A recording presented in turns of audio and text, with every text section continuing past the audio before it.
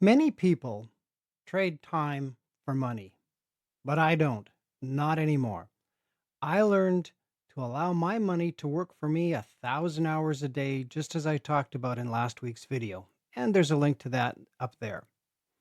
Now, doing this means that I make money while I'm sleeping, while I'm traveling, while I'm enjoying a life that I created. And no, that's not luck. That is very intentional. I created it this way, and now I'm living exactly what I wanted to create. In this week's video, I'm going to talk to you about how I select the dividend paying stocks that allow me to live this lifestyle, and stick around because I'm going to be talking about one of the biggest mistakes I made in trying to do that. In future videos, I'm going to be talking more about dividend investing and other forms of investing that will allow you to live the kind of life you want to live. So if that sounds interesting to you, make sure that you hit subscribe and tap that notification bell so you don't miss what's coming. Now, first of all, one of the things I do when I'm looking to invest in a company is I do a search for Dividend Aristocrats, Dividend Aristocrats in Canada. More about that in a minute. What is a Dividend Aristocrat? It is a stock that has a long history of paying out dividends. Some of the Canadian stocks I invest in have not missed a dividend in over 2 centuries. They've made every scheduled dividend payment for that long.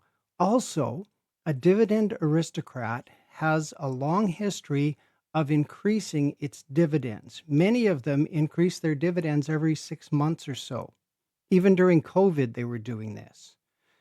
Now, why do I do Canadian? Well, it's because I am Canadian. I live in Canada, and so I'm subject to Canadian tax law, and I'm also subject to the tax law of any country I invest in. For example, if I buy an American stock, when they pay me a dividend, they withhold 15% of that as tax. Now, in some cases, I can get back all or part of that, but in my tax sheltered investment accounts, such as my tax free savings account and my registered retirement savings account, I cannot claim back that tax. So, unless a foreign country is paying a really good dividend, it's usually not worth my investing in it because of what I lose right off the top. Now, I also invest in Dividend Aristocrats because what I value more than novelty or excitement is consistency. As I said, these stocks pay out their dividends. If the price of the stock drops, they still pay out their dividends. So I know what I can count on for income every single month. The next thing I look at when I'm investing is the yield I'm going to get on the stock. I want to make sure that I am making more on my dividends than I would if I had the same amount of cash sitting in the bank in a guaranteed investment certificate or a high interest savings account. The reason for that is even though I'm preserving my money and gaining a little bit, I'm not keeping up with inflation with most bank accounts. And by investing in Dividend Aristocrats, my income goes up as inflation goes up. Every dollar has to justify to me what it's doing and how much it's earning.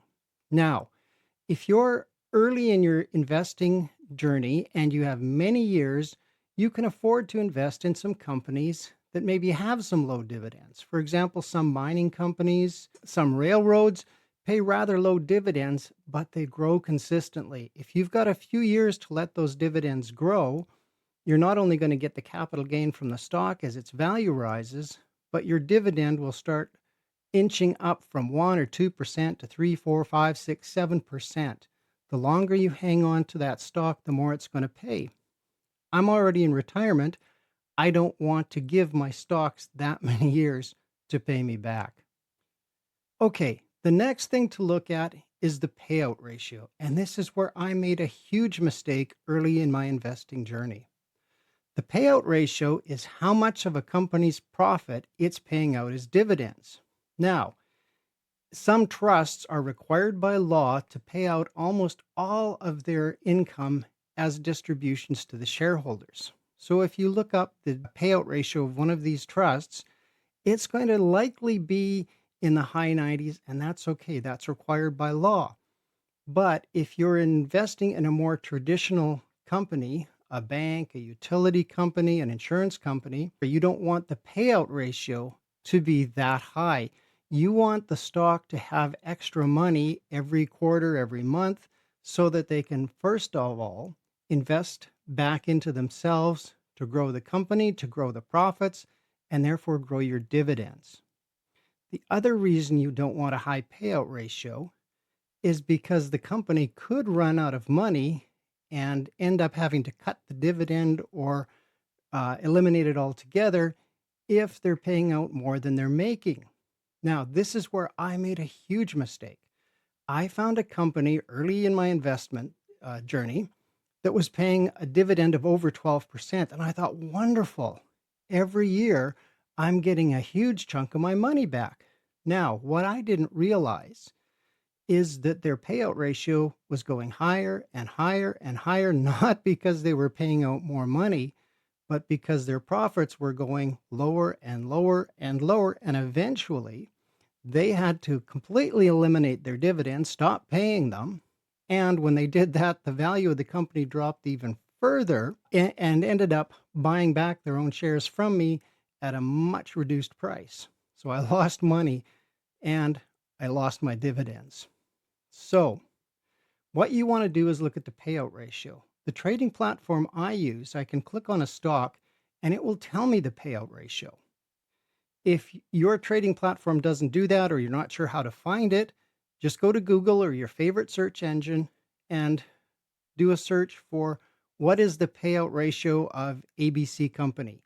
And you can see not only what the current payout ratio is, but what it's been over the years. Is it going up? Is it going down? Is it staying the same? And every industry is going to have a different payout ratio that's safe. So if you're looking at a bank, maybe look at several banks and see if their payout ratios are sort of in line with the other companies in that industry. Don't fall into the dividend trap. Now, if you find this information is helpful to you, please consider clicking the link below and buying me a coffee to help me support my channel. Now, another thing you want to look at in dividend investing is dividend growth over time. As I said, dividend aristocrats are constantly raising their dividends. Another thing you can do using Google or your favorite search engine is to type in dividend history of and then list the company and see if it's been growing it consistently over time, if it's been cutting its dividend, or if it's just remaining the same. Now, if they're paying a pretty good rate of return, maybe it's okay if the dividend hasn't changed. But if you want to consistently make money and get a raise every month like I do, even in retirement, look for dividend paying stocks that are constantly increasing their dividends. By investing in dividends, I'm not measuring my wealth simply by what my bank account balance is or what my trading account balance is. I'm looking at income over the long term. That frees me up. That gets my money working for me instead of me working for my money. That's freedom by design, not by accident. These companies work days, nights, and weekends for me as an owner or a part owner, and I get a share of their profits. This leaves me time to spend as I want to spend it. As I said, traveling, relaxing, just enjoying life, spending time with my family, with my grandson. That's how I get to work 1,000 hours a day without lifting a finger. And the best part about this, in my mind, because I'm a little bit lazy when it comes to researching stocks in depth, this isn't about finding the best stock, the one that's got the most growth potential. It's about finding a company that pays you a safe, reliable, consistent income. Now, if my videos are resonating with you and you think you'd like some more information or some more help in doing this yourself, feel free to reach out to me at the email address in the description below. As a retirement coach, this is the kind of thing I do for people. So, thank you for watching, and we'll see you next time.